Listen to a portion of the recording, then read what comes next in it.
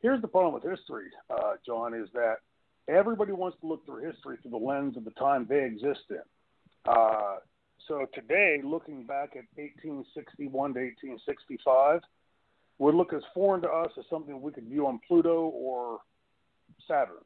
It's completely unlike today. Nobody that's alive today has those points of view as seen to that point, that time reference. So I wonder 150 years, 160 years from now, what will people be thinking about us that are looking back and studying us in 2017? What will they be saying about this riot on Friday and Saturday, or Saturday night, based on the two-day protest there? The crazy part about Robert E. Lee is he was a dichotomy of thoughts. There's a lot of information on Robert E. Lee that he had written that slavery was a repugnant thing and that it existed only because of God and it would end only on God's choosing. And then there are other things that say he was, there were reports by former slaves.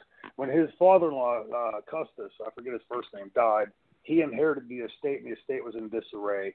And he was trying to get this thing back. And there were several slaves that believed that when their master died, that they would be set free because that was in his will, in Custis's will. The problem was how to get the estate back into solvency before they could do that. And so again, looking at it from today to any of us, it's crazy, somebody owning another human being. None of us can imagine it. But in the time reference this guy was born and raised into and died in, it's a little bit different thing. And so to sit here today in 2017 and try to judge somebody from a different era, I sure as hell would shudder to think about being judged by somebody from 150 or 60 years from now on things I'm doing today. That's the one part of history that nobody teaches, it seems, anymore, and that everybody has to take a deeper thought in. But Robert E. Lee, the part of this is history, is that nothing in history can be changed until somebody comes up with a time machine.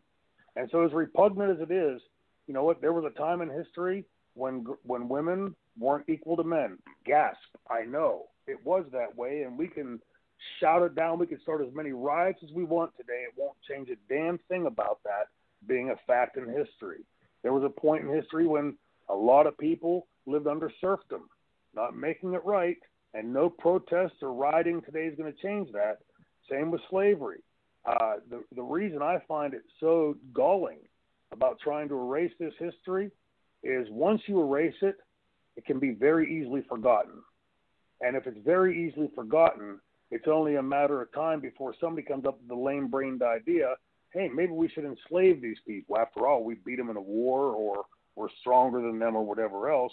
If we don't, the reason I taught history was to teach my students how egregiously wrong things could have been in the past, and hopefully how much we're learning as a people today, and to put those things behind us.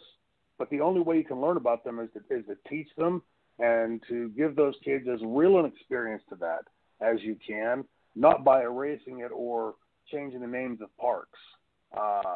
That has nothing to do. It's not going to change a thing in the past. All it does is hopefully, from the left point of view, erase this and nobody thinks about it anymore, and we can move on and be a better people. The problem with that is if you erase history, what's the old saying? Those who fail to learn history's lessons are doomed to repeat its mistakes.